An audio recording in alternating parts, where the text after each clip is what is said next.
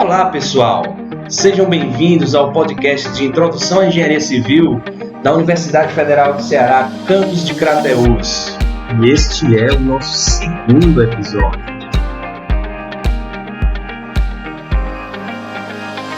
Hoje estamos com a engenheira Ivelisse Strosberg, especialista em geotecnia, com atuação em projetos e acompanhamento de obras de fundações e contenções de edifícios e de barragens. Com mais de 25 anos de atuação como engenheira civil, Ivelisse é formada pela Escola Politécnica da Universidade de São Paulo, onde também obteve seu grau de mestre em engenharia civil. Nossa convidada respondeu perguntas do tipo: o que é engenharia geotécnica? Quais suas principais subdivisões? Qual a importância da engenharia geotécnica? Nossa convidada também falou sobre os desafios de ser mulher na engenharia e frisou a importância da postura profissional para conquistar o seu espaço no mercado. Ela também apontou o caminho para quem desejar se especializar nessa área. Para fazer essa entrevista comigo, nós temos a participação da Estela Mares. Olá, Estela Mares. Olá, sejam todos bem-vindos. E do Moacir. Olá, pessoal. Eles são estudantes do curso de Engenharia Civil da UFC Crateús e nos brindarão com suas perguntas durante a entrevista.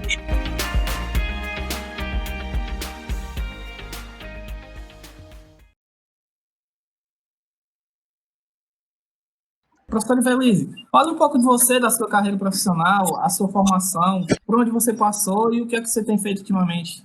Olá a todos. Quero primeiramente agradecer ao professor Cândido pelo convite, para a gente poder estar aqui batendo papo, conversando um pouco sobre essa área que eu já há tantos anos adoro, particularmente sou apaixonada por essa área de mecânica de solos e de geotecnia, sou super entusiasta com relação a essa área, na área de educação. Quero agradecer também aqui a Moacir e a Estela Mares, que estão participando aqui, estão ajudando todos os colegas nessa descoberta aí um pouquinho maior dessa área de geotecnia. Basicamente, eu sou engenheira civil, com mestrado na área de mecânica dos solos, e a minha graduação eu fiz na Escola Politécnica da USP, e o meu mestrado também desenvolvi lá na USP. Logo depois que eu me formei, eu já fui trabalhar na área. Na verdade, eu brinco que eu já comecei estagiando nessa área, e a minha vida inteira eu fui geotécnica. Então, eu já comecei estagiando em escritórios de geotecnia em São Paulo, foi onde eu comecei a minha vida profissional, com grandes professores, grandes nomes da geotecnia. Logo depois, com 3 anos de formal, de experiência, estava começando já a olhar profissional mesmo, né? Na engenharia geotécnica, eu fui para o mestrado. Eu ingressei no mestrado, lá na Poli, e também desenvolvi essa área de estudos em paralelo a trabalhar. Então, na ocasião, eu trabalhava com fundações e contenções de edifícios, projetos lá em São Paulo, de fundações e contenções de edifícios. E lá então a gente tinha uma rotina de projeto e obra. Então a gente projetava, brinco que de manhã a gente rodava as obras, ia olhar as obras que a gente estava com projetos já prontos, e de tarde a gente ia para o escritório e acabava resolvendo os problemas que apareciam na obra ou as questões de novos projetos que a gente estaria desenvolvendo. Depois, com o passar do tempo, eu vim para o Ceará, e aqui eu tive a oportunidade de desenvolver a área de projetos de barragens. Então, eu estive em alguns escritórios e tive grandes professores. Acho que a gente está sempre aprendendo, isso é uma dica para todo mundo, não parem nunca, sempre busquem o conhecimento, sempre busquem estudar cada vez mais, não acha que só porque se formou você já sabe tudo, né? Então, sempre tem alguma coisinha diferente para a gente estudar e para a gente aprender. Então, eu vim para o Ceará, já estou aqui há 23 anos, e desde então, a maior parte dos meus projetos são destinados a projetos de barragens. Ivelisse, o que é essa área de geotecnia? Existem diferenças entre projeto e acompanhamento de obras geotécnicas? O ramo da engenharia e da ciência que estuda o comportamento dos solos, as propriedades dos solos, suas características, sua configuração, sua conformação, é a mecânica dos solos. Então, tem a disciplina de mecânica dos solos, onde quem está iniciando a sua vida acadêmica vai passar por ela e vai entender como é que é a formação dos solos, como é que eles se comportam como material de construção e como material de apoio das nossas obras. Então, eu costumo dizer que ainda não inventaram obras suspensas, que ficam flutuando. Então, de qualquer forma, toda obra vai acabar ou sendo apoiada no solo, ou utilizar o solo como material de construção, como, por exemplo, os aterros de estradas, aterros de barragem e reaterros de valas, né, etc. A aplicação desses princípios e nos problemas que a gente tem, nas nossas intervenções de engenharia, é chamada de engenharia de solos. Então, a engenharia geotécnica é uma área do conhecimento que ela vai estar aliando exatamente esse conhecer das propriedades dos solos, dos materiais, e vai aliar aos carregamentos, às obras que a gente pode fazer ou utilizar o solo como apoio dentro das nossas obras. É claro que a gente também vai estar utilizando um pouco, a gente utiliza um pouco, além do conhecimento da mecânica dos solos, a gente também pode utilizar a mecânica das rochas, porque também a rocha é um dos materiais que podem ser usados para inúmeras obras. Então, a gente vai utilizar a engenharia geotécnica, esse fluxo aí de conhecimento, na área de fundações, na área de estruturas de contenção, na área de aterros, barragens, etc. Ou seja, tudo quando a gente precisa mexer com o solo, como eu falei no início, a gente ainda não inventou obras suspensas e flutuantes, então toda vez que você vai ter uma interação da tua estrutura com o solo, você precisa passar um pouco por esse conhecimento da geotecnia. A diferença entre projetos e acompanhamento, na verdade, não há uma diferença. O que há é uma complementação.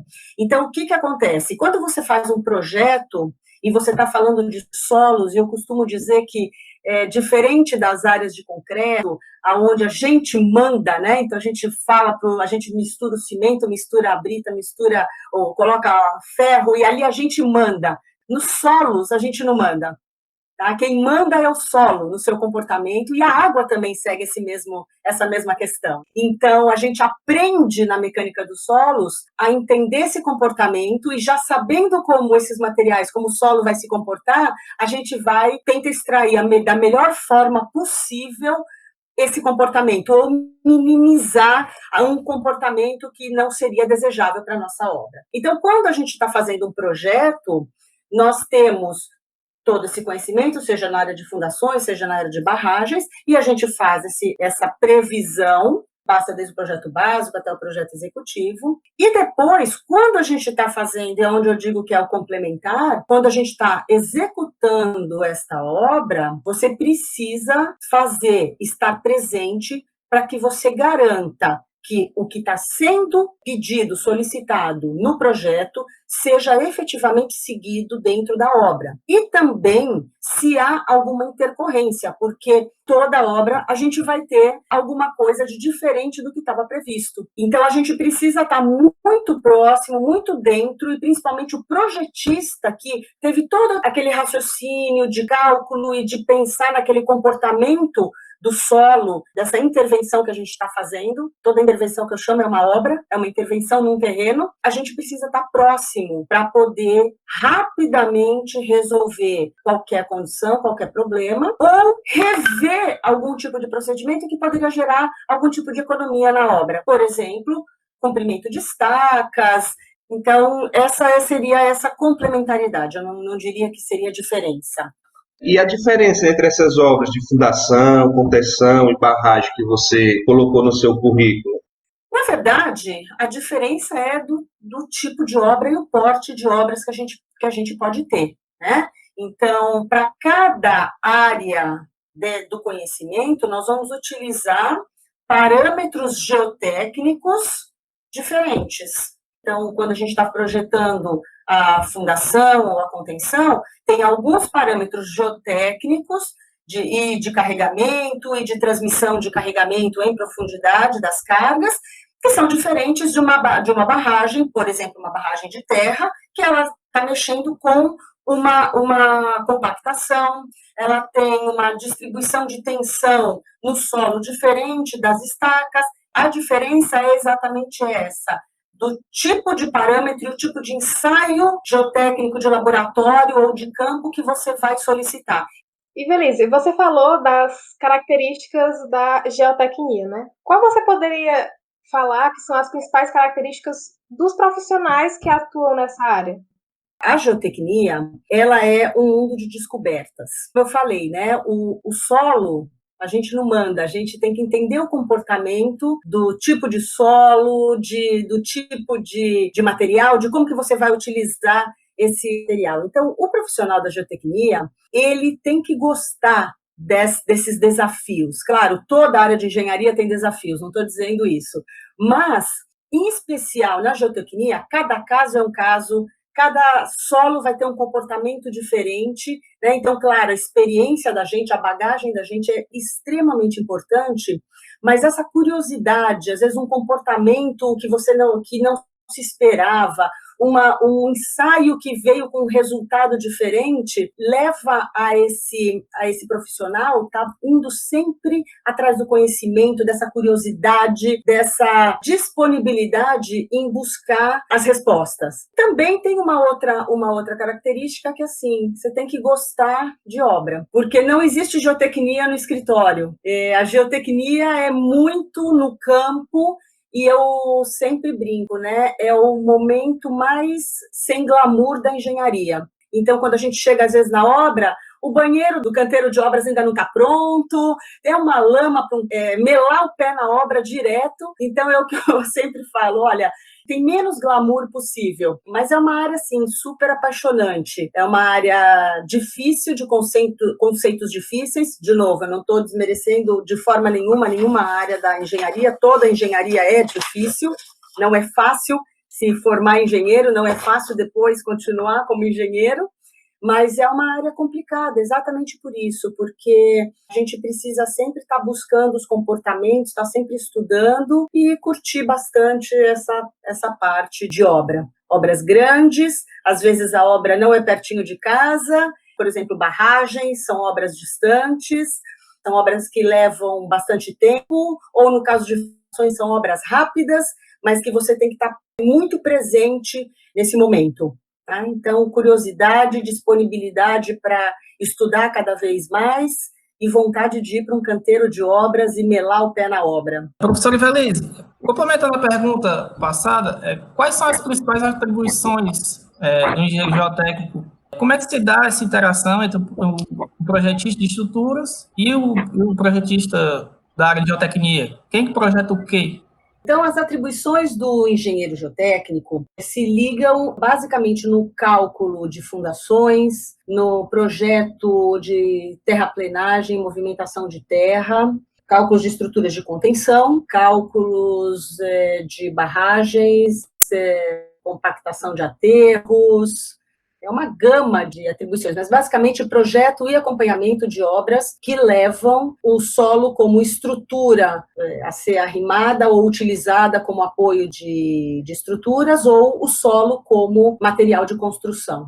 Com relação à alteração com os calculistas, olha, eu gostaria de citar os geólogos. Então, nós temos aí uma interação, o geotécnico participa dessas fases iniciais de projeto, incluindo o desenvolvimento dos projetos arquitetônicos, não na atribuição de um arquiteto, mas juntamente na análise de um projeto. A gente atua desde o início, onde se faz uma distribuição das sondagens, uma verificação, uma ida, muitas vezes ao campo, para ver se aquele terreno que está sendo adquirido, ele é viável ou não para o empreendimento que é solicitado, né, sendo olhado para comprar ou para se fazer determinada obra. Então, desde esse início, a gente participa da distribuição de sondagem, definição das profundidades, dos critérios de parada, o tipo de sondagem, de acordo com o tipo de obra, então não só fundações, mas na área de barragens, porque nós temos sondagens à percussão, nós temos sondagens rotativas, pá e picareta, então toda essa investigação geotécnica, obras maiores, os ensaios de laboratório que vão ser necessários, quais os parâmetros geotécnicos que vão ser necessários do resultado desses ensaios de laboratório, ensaios de campo, ensaio in situ. Então, o geotécnico participa todo desse momento, prospecção de jazidas, e nesse sentido a gente trabalha muito próximo com os geólogos. Os geólogos são nossos parceiros constantes, esse desvendar, entre aspas, desse terreno que a gente vai construir, dessas jazidas que nós vamos prospectar para construir a nossa obra. Depois a gente vem junto com o arquiteto, como eu falei, porque muitas vezes a metodologia construtiva,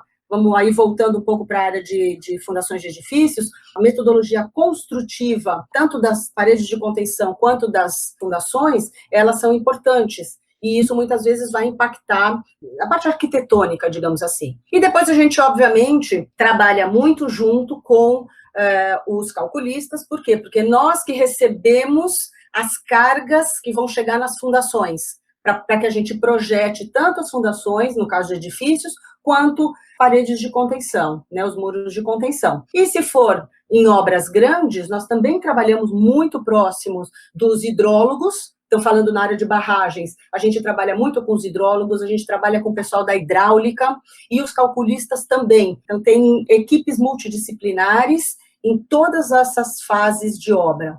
A gente acabou de aprender um pouco sobre as atribuições e essa interação, e a gente gostaria de saber, mais especificamente, sobre os clientes que você tem contato, se são entidades públicas ou privadas, como é que ocorre esse processo de contratação do engenheiro geotécnico e essa dinâmica para que se forneçam os serviços de engenharia geotécnica. No modo geral, a gente tem as obras públicas e as obras privadas. Nas obras públicas, normalmente se tem uma licitação, onde as empresas que se candidatam a esse projeto e execução, projeto e fiscalização, as empresas montam o seu time que fica trabalhando dentro do seu escritório. Tá? E aí vai depender, claro, da necessidade. Então, normalmente, na área de barragens, por exemplo, precisa-se do hidrólogo, do engenheiro geotécnico sênior, médio, pleno, tem o engenheiro júnior, parte de hidráulica, na parte de elétrica, na parte de hidrologia, e ali também o barragista e o engenheiro geotécnico, o calculista, entre todos. Então, aí a empresa monta a sua equipe que participa dessa licitação do ponto de vista técnico e do ponto de vista de preços. E aí o melhor ganha essa licitação e desenvolve o trabalho. Na área privada, cada construtora, de novo, como eu falei, tem a sua forma de trabalho, mas, de novo, a grosso modo, o que se faz? Normalmente eles têm o setor de arquitetura, que gerencia arquitetura e engenharia, e aí vão contratando, por exemplo, o engenheiro geotécnico, que vai fazer o projeto de fundação, vai fazer o projeto de distribuição de sondagens no terreno, e, se for o caso, uma política dessa empresa, que normalmente no sul e sudeste isso já é condição sine qua non para executar uma obra, contrata-se o projeto e fiscalização desse projeto. A gente segue aí o fluxo que cada construtora trabalha. A gente tem uma visão histórica da engenharia como sendo predominantemente masculina. Então, qual a sua visão sobre isso? Você acredita que, sendo uma mulher na engenharia, você enfrentou mais dificuldades? E durante essa sua trajetória, você conseguiu enxergar alguma mudança nesse cenário? Sim, historicamente, a engenharia é uma profissão essencialmente, não digo 100%, masculina, mas essencialmente masculina. Mas, historicamente, se você puxar bem lá para trás, quase todas as profissões eram masculinas. Se a gente puxar muito, muito lá para trás, as mulheres precisaram lutar um pouco para, inclusive, serem médicas, serem, sei lá, dentistas, porque antigamente as mulheres ou eram professoras ou elas eram enfermeiras. Mas a área da engenharia sempre foi essencialmente masculina, tá? Quando eu entrei lá na faculdade, isso estamos falando em 86, A minha turma foi uma das primeiras turmas lá na Poli que teve mais mulheres. E, claro, nós tivemos, assim, alguns professores que não estavam acostumados em ver, de repente, uma revoada feminina dentro da faculdade. Bom, e nós sobrevivemos, de verdade, nós sobrevivemos, foi até bacana, na hora a gente ficou com raiva, alguns comentários, os professores fizeram comentários realmente muito, muito, muito pesados. Teve professor que declarava no início da aula que ele não respondia perguntas de meninas. Então, a gente, às vezes, tentava, ele ignorava a gente. O que a gente fez? Pedia para os meninos fazerem as perguntas, e faziam, e no final do semestre, o professor acabou vendo que a gente até fazia perguntas interessantes e ele começou a responder as nossas perguntas. Então, assim, a gente passou por alguns casos na faculdade e isso acabou dando uma lapidada na gente, sabe? Porque a gente teve uma postura de melhoria. Então, nós vamos estudar. Então, eu vou tirar dúvida. O professor falou assim, eu vou reprovar todas as mulheres. Tá bom, reprova. Vamos ver se acertando, gabaritando a prova, se você tem como me reprovar. Então, a gente estudou muito mais do que talvez a gente estudaria. A gente foi puxada a ter uma postura muito diferente. Quando eu comecei a ir para a obra, tinha também essa coisa de corpo mole. Né? Então, isso ajudou, porque a engenharia, de verdade, eu vejo assim como uma profissão forte, uma profissão que exige do profissional uma postura adequada, exige do profissional muita dedicação, muito estudo, muito trabalho, um raciocínio lógico muito intenso. Então, eu e as minhas colegas, as que foram para engenharia, assim mesmo, para canteiro de obra e para projeto, a gente foi desenvolvendo um senso de profissionalismo muito grande. Então, isso se sobrepôs a essa coisa de, a mulher, isso, aquilo. Então, eu aprendi a andar em obra. Canteiro de obra não é um lugar onde você pode ficar olhando para cima para a nuvenzinha passando. É um lugar perigoso, é um lugar onde tem buraco, onde tem ferro. Hoje em dia, os canteiros de obras estão muito arrumadinhos. É um local que tem perigo. É um local que você precisa prestar atenção. Você tem que usar equipamento de segurança, você tem que usar bota, você tem que usar capacete, você tem que usar... No meu caso, se eu vou liberar um tubulão, eu tenho que descer num buraco dentro da terra. Então, eu tenho que ir com o meu cinto de segurança, eu tenho que ir com a minha bota, eu tenho que ir com uma calça jeans grossa, que não pode ser justinha, apertada, porque eu vou ter que fazer movimentos, ou eu vou precisar ter uma agilidade, que, de repente, essa roupa não vai ser adequada. Então, assim, existe um código de comportamento, um código mesmo de vestimenta, que está sendo regido por segurança, né? E por uma postura profissional. E vamos falar, 25, 30 anos atrás, sim, as mulheres não se via mulher direto no canteiro de obra, né? Então, precisei posicionar algumas pessoas quando eu chegava no canteiro de obra? Precisei. Me senti mal por isso? Não. Mostrei para ele posicionando como? Mostrando que eu era uma profissional, que eu estava indo ali desempenhar um trabalho, assim como a pessoa também estava ali desempenhando um trabalho, e somos colegas de trabalho. Eu te respeito e você vai me respeitar, ponto. Né? E não assim, não ligue para a mulher, mulher, isso. Quer dizer, não teve essa conotação. Então, o que se foi desenvolvendo, eu vejo isso com as minhas colegas que também vão para a obra, foi uma postura profissional. Então, com roupas adequadas, com postura adequada, mesmo numa reunião com os engenheiros. Você nunca ouviu uma piadinha? Sim, eu já ouvi piada, mas eu optei por ignorar e por mostrar que eu sabia do que eu estava falando, que eu estava ali para desenvolver um trabalho, que eu estava ali para dar uma opinião. Se ele não queria ouvir, ok, mas eu deixava dentro do diário de obra anotado o que eu tinha resolvido, fazia uma ata de reunião, ou seja, postura profissional, todo momento. Assédio. Bom, no primeiro momento, eu não levava para frente. Eu aprendi a fazer isso. Eu entendi que um sorrisinho, uma gargalhadinha, para uma pessoa que não tem limites, pode dizer tudo. Então, no momento em que eu cortava, eu falava assim, eu sou engenheira, eu estou aqui para desenvolver um trabalho, estou aqui para resolver uma questão, e é isso, ponto. Qualquer outro assunto fora engenharia não me interessa e eu não vou aceitar como plausível, ponto.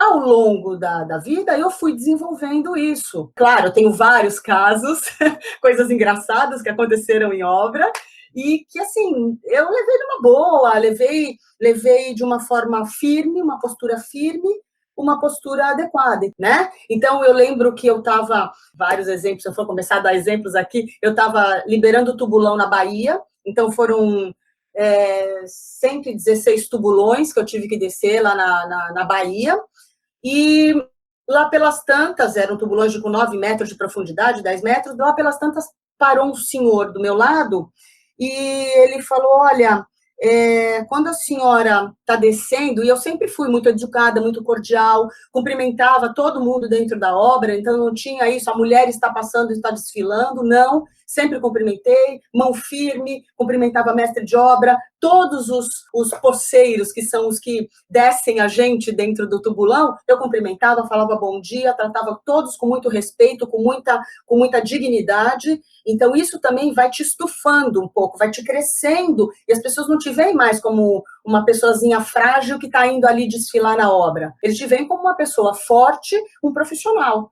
Então, eu lembro desse dia que eu desci e ele veio atrás de mim, um senhor, e aí ele falou assim, doutora, eu preciso dizer uma coisa para a senhora, depois da minha mulher, a mulher mais corajosa que eu já vi numa obra, porque a senhora desce nesse buraco, e a senhora sobe nesse buraco, mas eu vou lhe dizer, quando a senhora desce, eu paro qualquer coisa que eu esteja fazendo, eu até me emociono, e eu fico rezando da hora que a senhora desce até a hora que a senhora sobe, eu rezo porque a senhora é uma das nossas.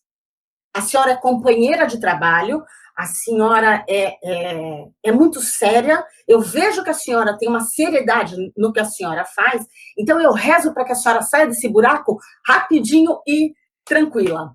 Então, isso são coisas assim, que só numa postura do dia a dia, de você tratar todo mundo dentro da obra com dignidade, com firmeza, com educação e com postura profissional, só você fazendo isso, você recebe esse tipo de coisa de volta. Uma pessoa parar o que está fazendo para rezar por você. Então, eu sempre trago essa história comigo. Em termos sociais e econômicos, qual a importância da geotecnia para a sociedade? A engenharia como um todo tem uma importância aí para a sociedade. A geotecnia pode te dar subsídios para as obras de infraestrutura. Então, quando você está falando num desenvolvimento aí social e econômico, está muito ligado a obras de infraestrutura. E quando a gente está falando de obras de infraestrutura, a gente está ligando intimamente a área da geotecnia. Então, criação de empregos, desenvolvimento regional, ou seja, a gente está auxiliando aí essas áreas da engenharia. Do ponto de vista de sustentabilidade ambiental, quais seriam os impactos que você vê da geotecnia? Como é que você acha que é possível inverter esse quadro de impactos ambientais? Na verdade, tem as duas vertentes. Tem a vertente da própria geotecnia trabalhando em favor da sustentabilidade, e tem a geotecnia que está, digamos assim, um pouquinho na contramão dessa sustentabilidade, né? Então, como que a gente pode dividir? No momento que você está fazendo uma obra grande, uma obra de infraestrutura, você precisa explorar jazidas de solo, jazidas de areia, pedreiras. Você vai fazer remoção de solos, remoção de solo mole. Então, em locais que tem, claro, obviamente, solos moles, você está fazendo escavações.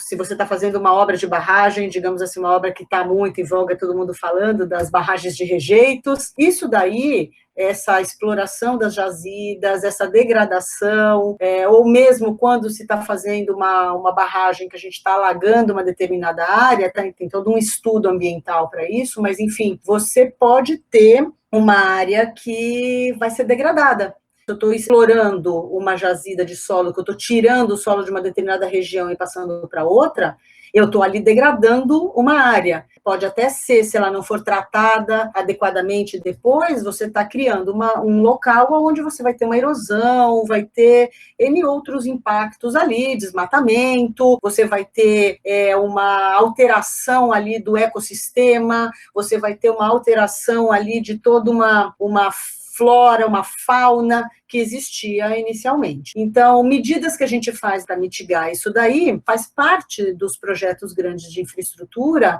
abordar esse tipo de ocorrência no EIA-RIMA, por exemplo, nos relatórios de impacto ambiental, onde se propõe nos projetos medidas para reflorestar, medidas do que fazer com as grandes cavas de exploração de material, entre outras coisas, a lavagem de material, às vezes a gente precisa lavar areia, etc.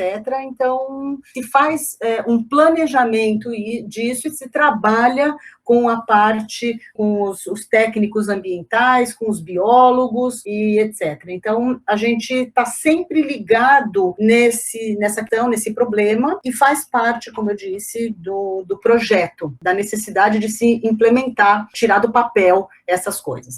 Do outro lado, existe uma área muito interessante para quem gosta, quem está curtindo a geotecnia, ou que poderia olhar, que é a geotecnia ambiental. A geotecnia ambiental, hoje em dia, está mexendo bastante com disposição de lixo. Nós temos grandes áreas aí de deposição mesmo, de aterros, né, sanitários. Nós temos, hoje em dia, muita coisa falando sobre os materiais com que a gente está usando, fazendo as contenções, fazendo as drenagens, dragagem de rio. Então, tudo isso acaba mexendo com essa área da geotecnia ambiental. É uma área que, inclusive, para quem está curtindo no exterior, tem muita bolsa de estudo, inclusive, né? Fica aí a dica para quem quer se envolver com lixo, eu brinco, mas está sendo um bem muito precioso, e o chorume, tudo que sai desse né, os gases, etc., é o geotécnico que está mexendo. E, além do mais, tem uma questão de infiltração, então, áreas de dispersão, chama dispersão de poluentes em solos,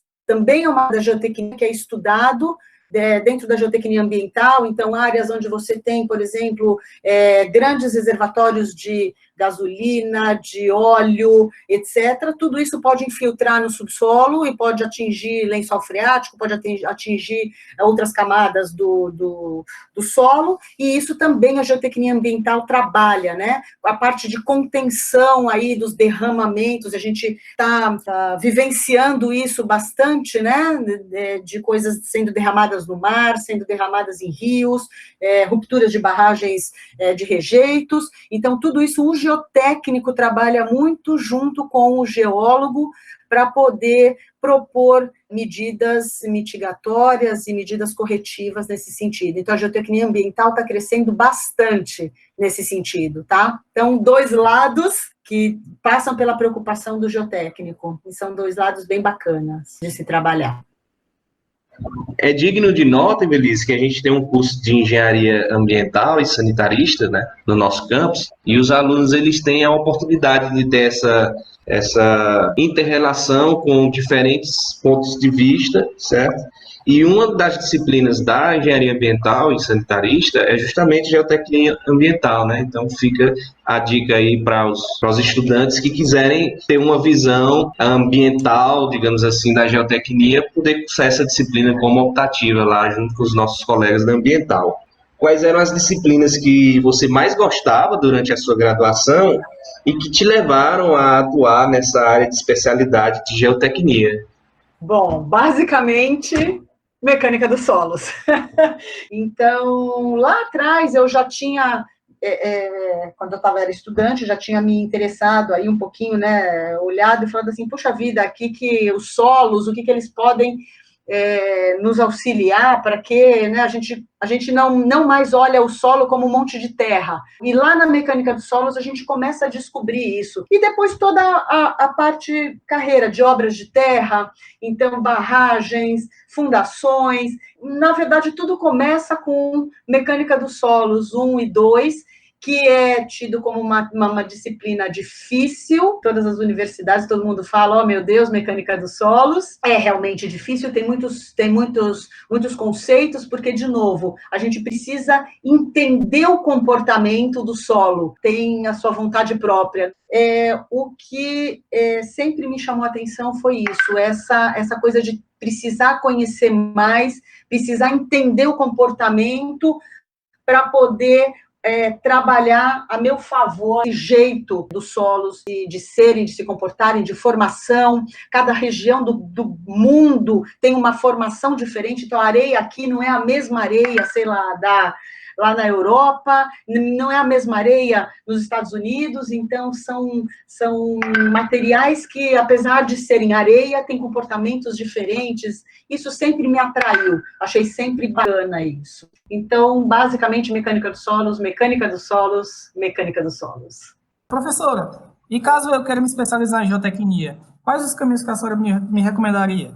A primeira coisa da especialização é você, já na própria graduação, você já ir olhando com olhos mais simpáticos para essa área de geotecnia, tentando absorver tudo que os professores estão te passando.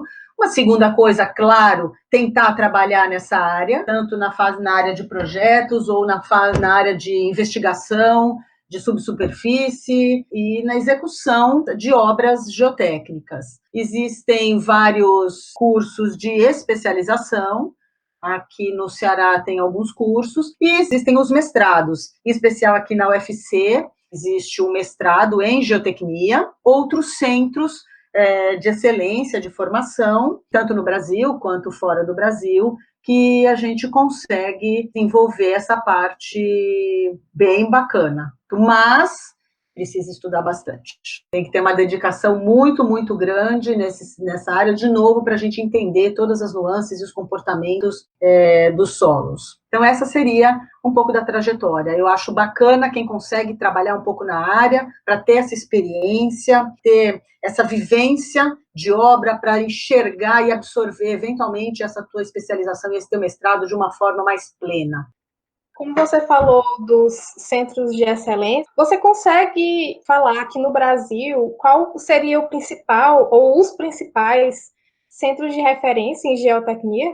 Vamos primeiro falar aqui da nossa região, né, do nosso Ceará. Então, a UFC tem um curso aqui em Fortaleza muito, muito, muito bacana. Bom, eu sou formada pela USP, né, então eu não poderia deixar de citar o meu centro, que ali os grandes professores, muitos dos livros que vocês provavelmente passaram, grandes professores que eu tive aula e que escreveram livros na área de geotecnia, na área de fundações, então estão lá em São Paulo, estão ligados à USP, então à Escola Politécnica da Universidade de São Paulo. No Rio de Janeiro também tem um centro muito bom, na UFRJ também. Rio Grande do Sul também tem um bom centro. Mas o mais importante vai depender um pouquinho também do tipo de geotecnia que você quer desenvolver. Em Minas Gerais também tem um centro muito bacana lá, mesmo porque lá tem uma área de barragens que se desenvolve, então o Federal lá de Minas também tem um centro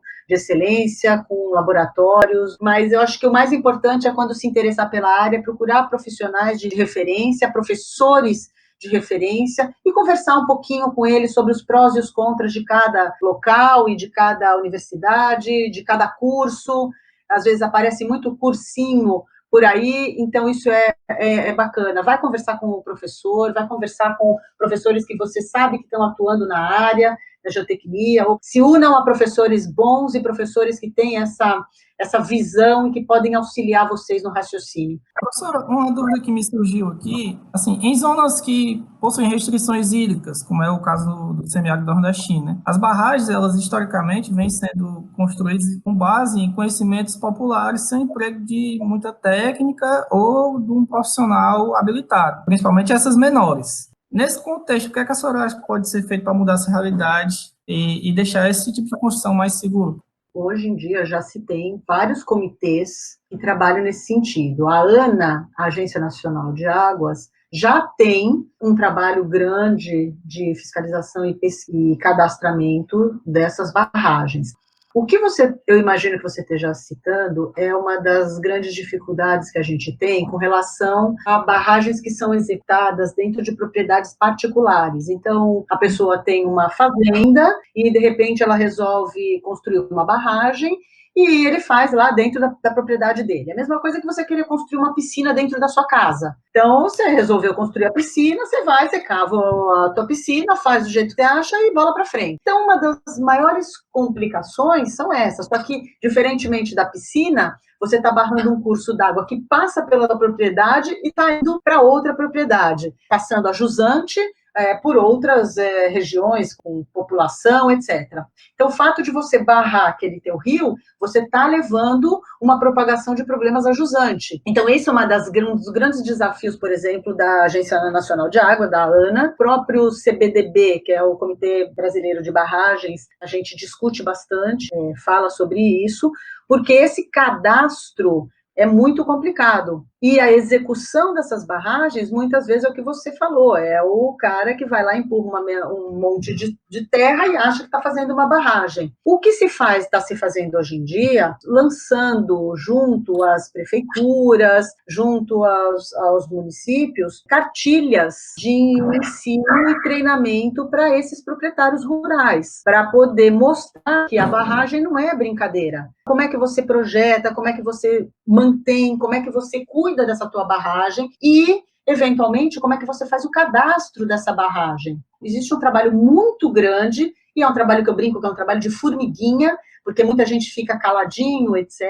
Mas eu acho que esse trabalho junto às prefeituras e técnicos das prefeituras nas cidades remotas, nas cidades pequenas, está começando a surtir efeito. Claro que o que já existe é complicado, mas o que eventualmente se pode construir, já tem algumas pessoas que já estão mudando o posicionamento e procurando, pelo menos, a prefeitura para saber, olha, o que eu preciso para construir melhor a minha barragem. Então, educação, conscientização e entender que qualquer obra de engenharia, você precisa ser engenheiro para poder fazer. E é isso que nós, engenheiros, temos que lutar. Para obra de engenharia, é com engenheiro. A gente tem que levar com seriedade a todo momento a nossa profissão, porque a gente sim tem impacto na população.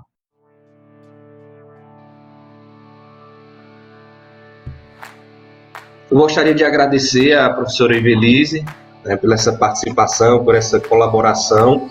Agradecer aos nossos participantes também, a Estela Mares e o Moacir. Gostaria, Ivelisse, que você deixasse uma mensagem para os nossos alunos, esses que estão começando o curso, aqueles que já estão mais no meio, aqueles que estão perto de se formar, uma mensagem aí de apoio a essa nossa árdua missão de nos tornarmos engenheiros de qualidade aqui no semiárido nordestino. Olha, eu também quero agradecer ao professor Cândido pela oportunidade de trazer um pouquinho, falar um pouco dessa área que eu me dedico, porque eu curto pra caramba de trabalhar e de ensinar também. Sempre passo com muito entusiasmo dessa área, mas eu agradeço o Luiz Cândido, agradeço a Estela Mares, a Moacir, um momento que foi bem bacana. E agradeço a oportunidade de trazer um pouquinho, aproximar vocês um pouquinho dessa área que muita gente acaba fugindo por medo ou achando que é muito difícil. Na verdade, assim, a engenharia toda é muito complexa, é muito difícil, né? Então, se alguém falou para vocês que a engenharia é fácil, olha, vai lá e discute um pouquinho com essa pessoa, porque acho que ela estava meio um pouquinho enganada. É uma área que demanda dedicação, demanda esforço, demanda noites mal dormidas, demanda muito estudo. E a área da geotecnia não é diferente. Uma área, de novo, apaixonante, uma área bacana, mas que também, sim, demanda dedicação. Na verdade, eu desejo que vocês tenham uma boa descoberta aí da nossa engenharia. Eu desejo que vocês descubram a geotecnia de uma forma bacana, mesmo que vocês não se tornem geotécnicos. Eu desejo que vocês descubram essa área como uma área importante, uma área bacana e uma área que faz parte de todas as obras. Eu desejo que vocês tenham profissionais bons na vida de vocês, professores que auxiliem a fazer essa descoberta de uma forma tranquila. Sim, eu espero que vocês se dediquem, que vocês saibam que no final é tudo de bom a engenharia.